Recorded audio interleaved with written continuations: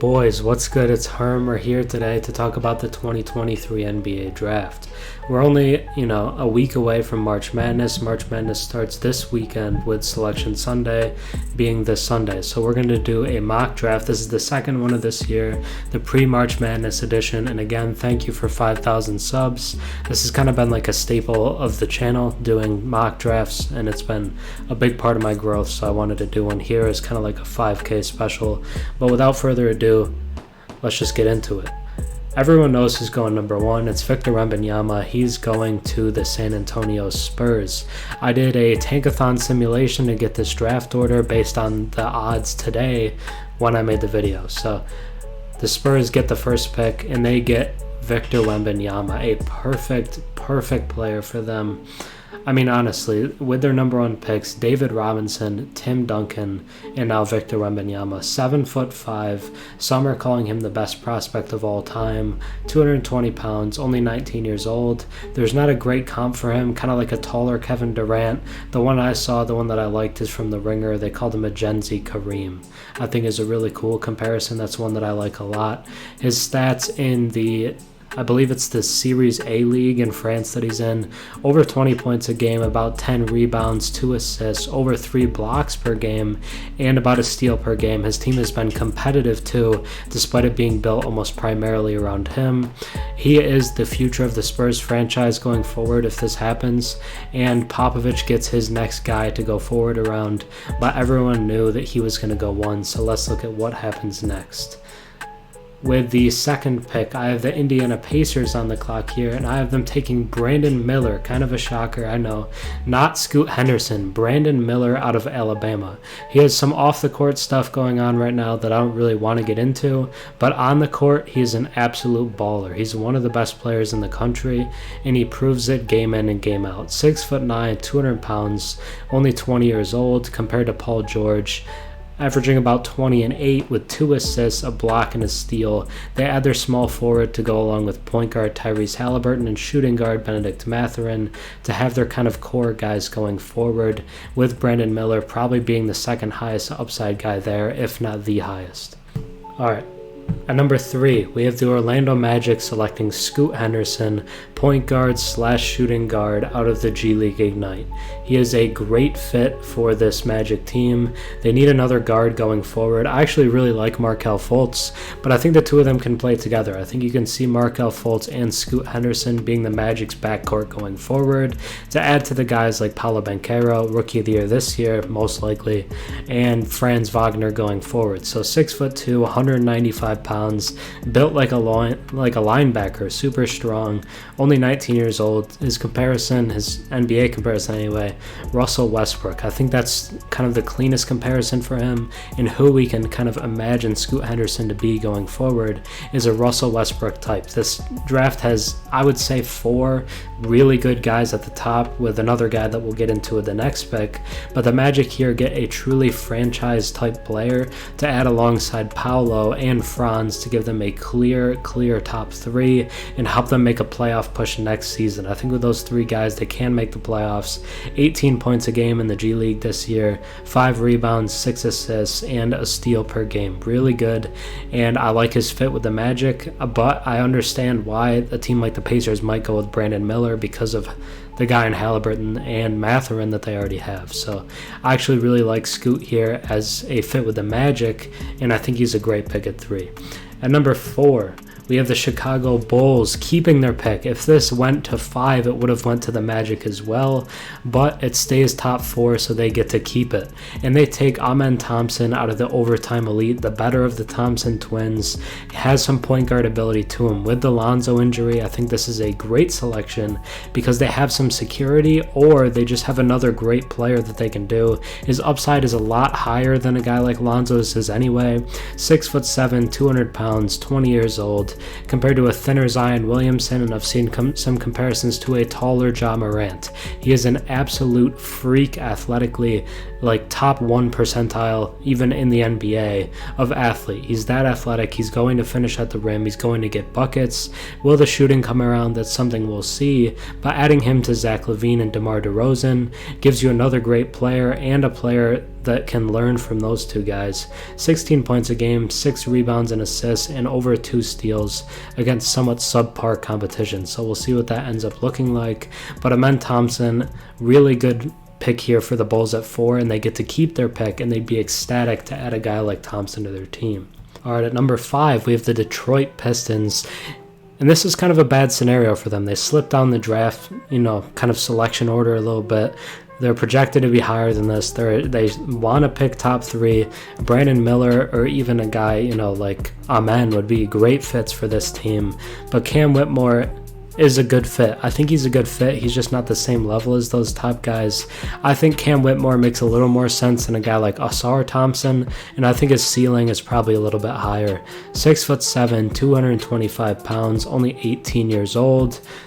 OG Anunoby with better offense. He's going to be a good defender. He's big, he's physical, he's athletic, but he has a good knack for getting to the rim and scoring, and playing with, guards like Cade Cunningham and Jaden Ivey could really open up a lot for them. They don't really need more guards. That's why I didn't go Ausar. He's kind of more of a shooting guard type, and they already have Ivey and Cade, and they don't need a really pure big man either. They don't need Jarace Walker because they have a bunch of big guys, whether it be Duren, Wiseman, Bagley. So I think Cam Whitmore is the most logical fit here, and I think he can be a perfect slotted into the 3 spot in the Pistons starting lineup going forward, but I think you could see them even maybe trade out of this pick.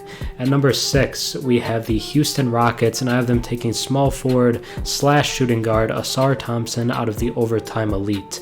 Great defender, just brings that defensive presence that the Rockets badly need. They're a bad defensive team, and adding Ausar could really help that, especially at the wing position. He also is a pretty solid playmaker, not quite as good as his brother Amen, but adding that to a team that's lacking a true point guard could help. 6'7", 205, 20 years old. Compared to Jason Richardson, averaged 17 points a game for his career, had a few 20-point-per-game seasons, but just a great guy for the Warriors for a long time. And Ausar as well, playing kind of weaker competition, but 16 points, 7 rebounds, 6 assists, a block, and almost 3 steals per game. I think he's the better defender of the two twins, and the Rockets adding him here, I actually really like, because I think he raises their ceiling with the offensive tone that he can set for the rest of the guys. And at number 7, we have the Charlotte Hornets up here, and I have them taking power forward Jarace Walker out of Houston. Been one of the best players on one of the best teams in the country all season long as a freshman. They need a power forward. Is PJ Washington the answer there? I don't know. It's really kind of out in the air if Miles Bridges is going to end up coming back. I don't know if he will. It's kind of a questionable situation, so I'm not sure if Bridges will be back. But they get an answer at power forward here in Walker to add next to their center in Mark Williams, who's looked really good as of late. They have LaMelo Ball. I thought about trying to get them a shooting guard, but I think Walker's the best selection here. 6'8", 220 pounds, just a bruiser, 19 years old, compared to Julius Randle with better defense, which is a great place to have. Hopefully he can be a little more efficient than we've seen Randle at times, but he's been great this year. 11 points per game, 7 rebounds, 2 assists, a block and a steal. Can be a great, kind of rim protector type, but also can defend on the perimeter. And adding him next to Mark Williams gives you a really good defensive front court going forward. At number 8, the Utah Jazz. I have them going shooting guard, small forward, Anthony Black out of Arkansas, the kind of less recruited and less, heralded Arkansas freshman this year out of him and Nick Smith Jr., but Anthony Black has been great. 6'7", 195 pounds, only 19 years old, good, hard-nosed, tough defender who isn't afraid to shoot the ball, good passer too for his size at 6'7". That's why he's got the comparison to Lonzo Ball because of the passing and the defense. And just throwing him out on the wing for the Jazz, I really like it, honestly.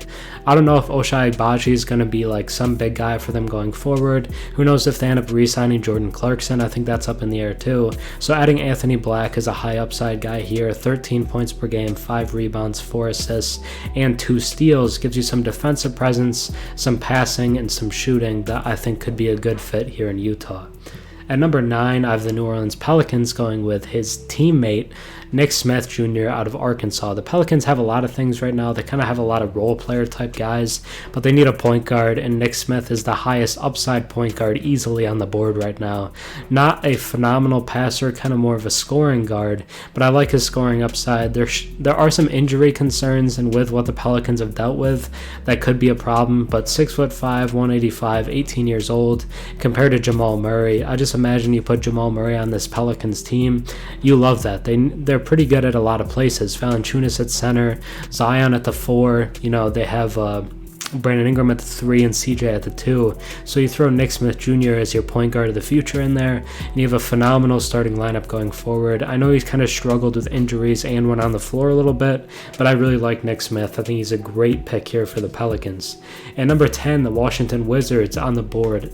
Selected at the same spot last year at number 10, and I have them taking guard Keyonte George out of Baylor.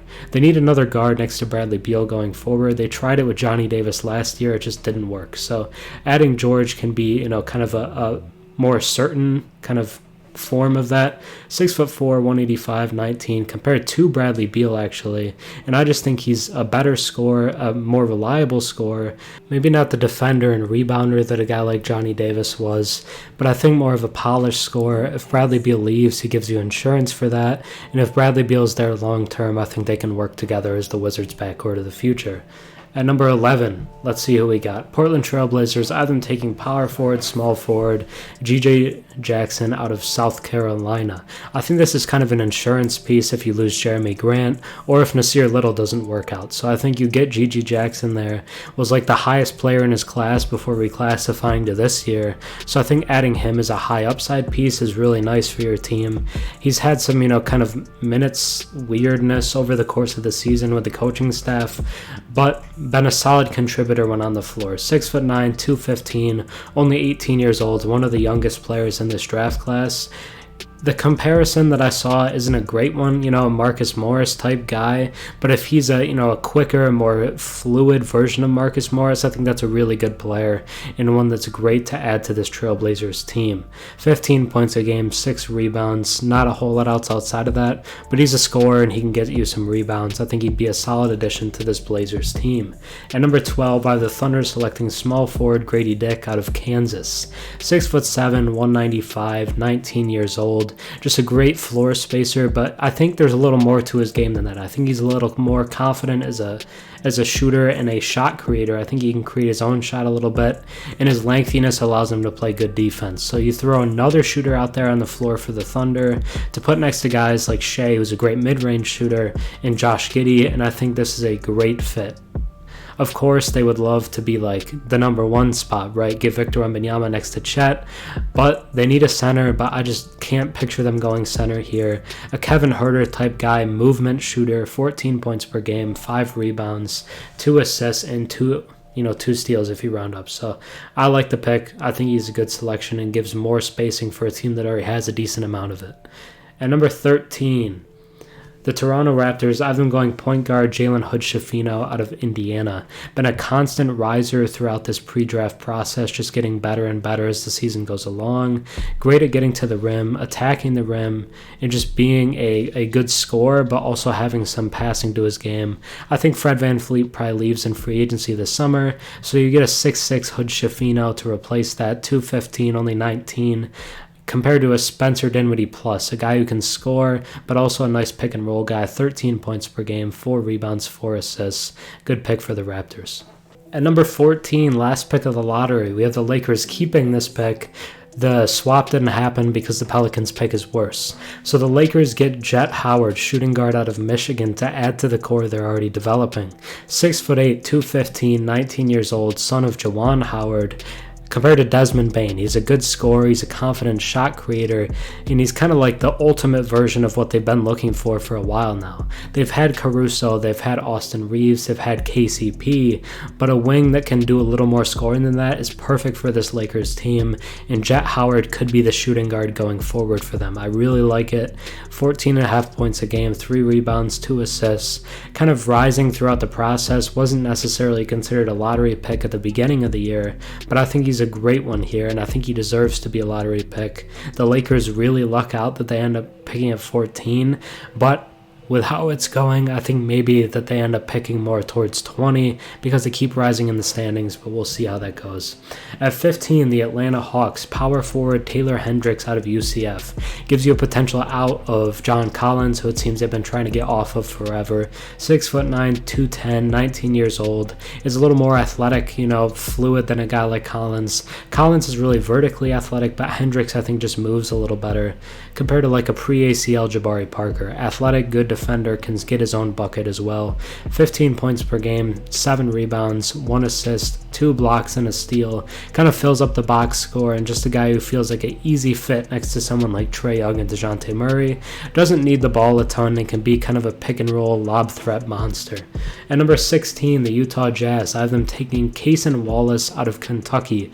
This is from the Rudy Gobert trade, and they need a point guard. They do need another point guard, because they got rid of Mike Conley. 6'4", 185, 19.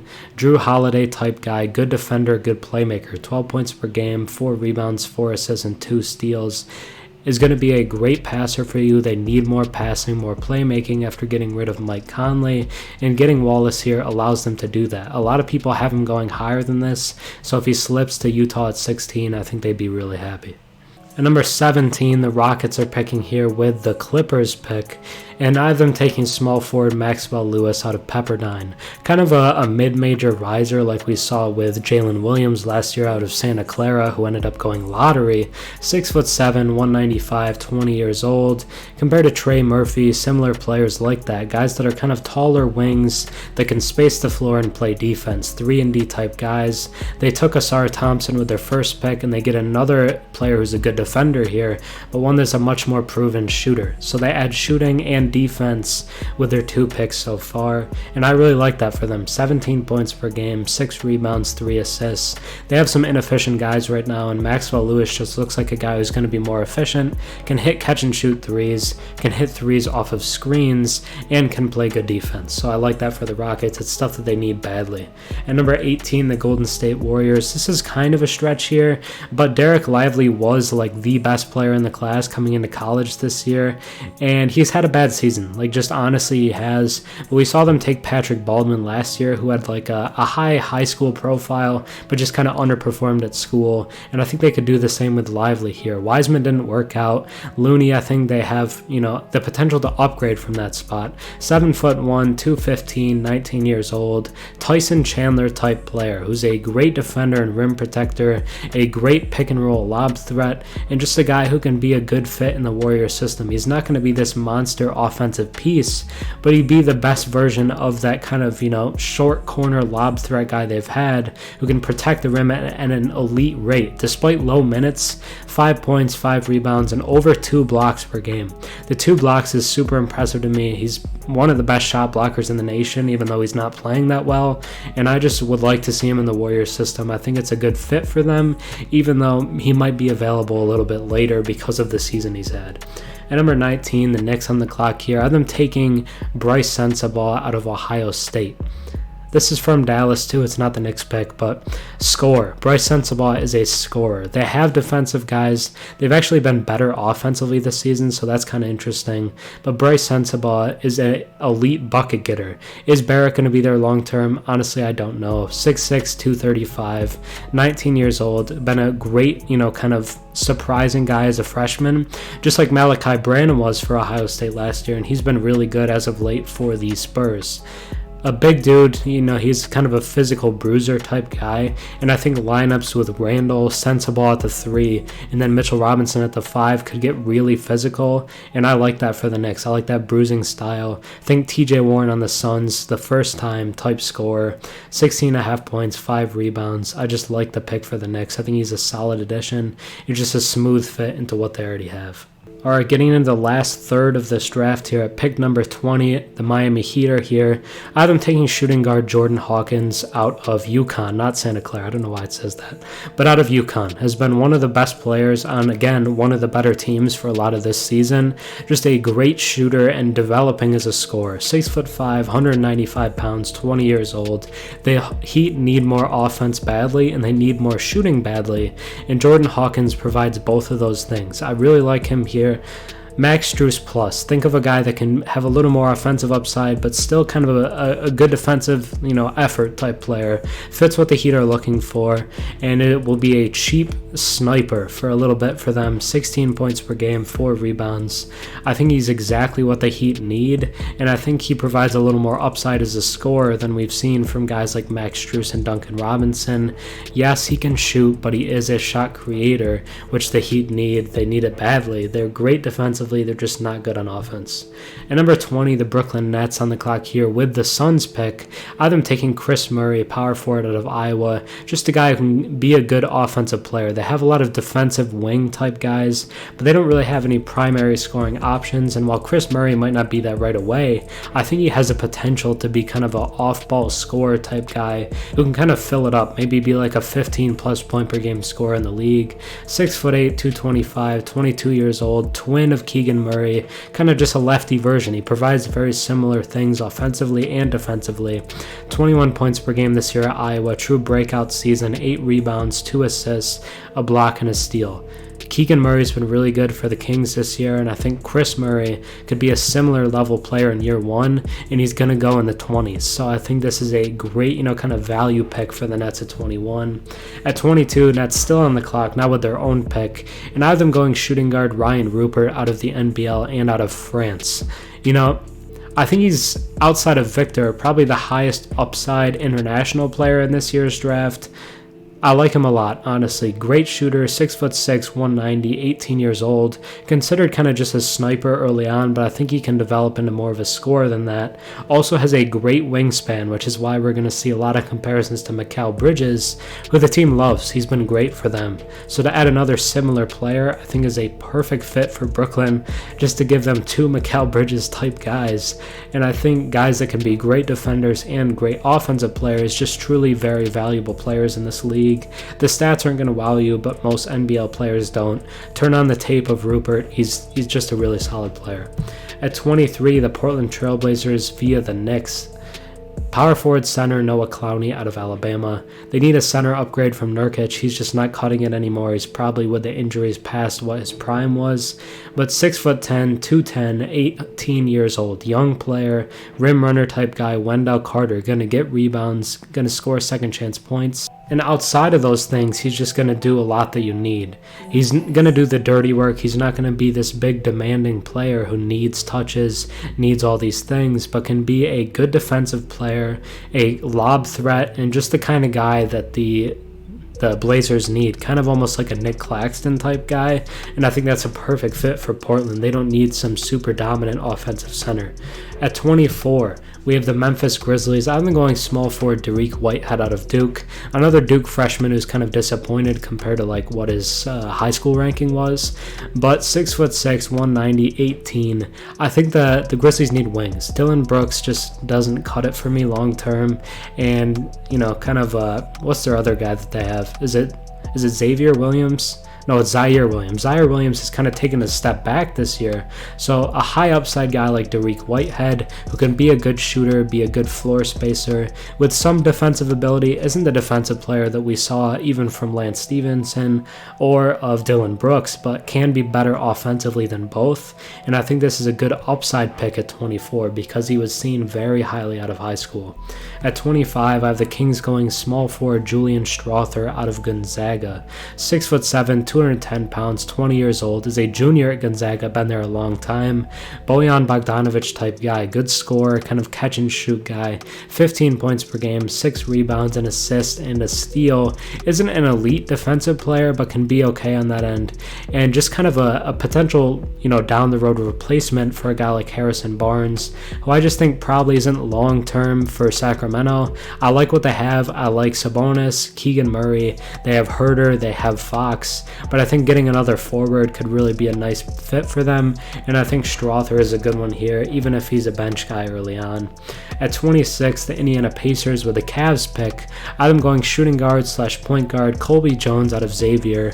Another draft riser, could end up being a little bit higher than this. 6'6", 205, 20 years old. Malcolm Brogdon type player who they actually just got rid of. So if you can get one of those type of players for cheap to be a guard off the bench for you, that's really high value for the Pacers. 15 points, 5 rebounds, 5 assists, can kind of just do everything for you off the bench, and I don't know how long TJ McConnell's going to be there, but Colby Jones could be a great bench guard for them. Last 4 picks now. Utah Jazz with the Sixers pick. I'm going CD Sissoko out of the G League Ignite. 6'7", 200 pounds, 19 years old. It's kind of an upside pick realistically, but the Jazz have a ton of draft capital going forward. There's no reason not to make selections like this. Like, if you're the Jazz, these are the kind of swings you take. A Jeff Green, athletic defender type player, 12 points per game, 3 rebounds, 3 assists, a block, and a steal. Just does a lot of different things. It doesn't really have any like one great trait, but has a lot of really good traits. A really good all-around player. And to put him on the wing next to the guys they already have, I really like it. Let him develop going forward. I think he's probably the second best player in the Ignite program right now. So it's either him or Leonard Miller, who we'll talk about in a second actually. But I actually like Sissoko. I think he has gotten better as the season has gone along. So with him here at 27, it's just a solid upside pick for the Jazz. At 28, the Indiana Pacers with the Celtics pick from that Brogdon deal. I have them going with the hometown talent, Trayce Jackson-Davis, power forward out of Indiana. They've played Aaron Nesmith a ton of power forward this year. Recently, they've started Jordan Nwora a lot of games at power forward. Let's just say they need an upgrade there. And TJD been one of the best college players in the country for a few years now. 6'9", 245, 23 years old, was once considered probably not an NBA guy, which has continued to develop and grow on the things that we needed to see from him, and now has kind of grown into a John Collins type player, which is a guy the Pacers went after and wanted on their team. So I think adding Trayce Jackson-Davis here is a great pick. Keep him in Indiana. The fans would love him. I mean, he's like famous in state. 21 points per game, 11 rebounds, 4 assists, 3 blocks, and a steal. Been dominant in college basketball this year, and I just like him a lot for the Pacers. I think he's a first-round talent.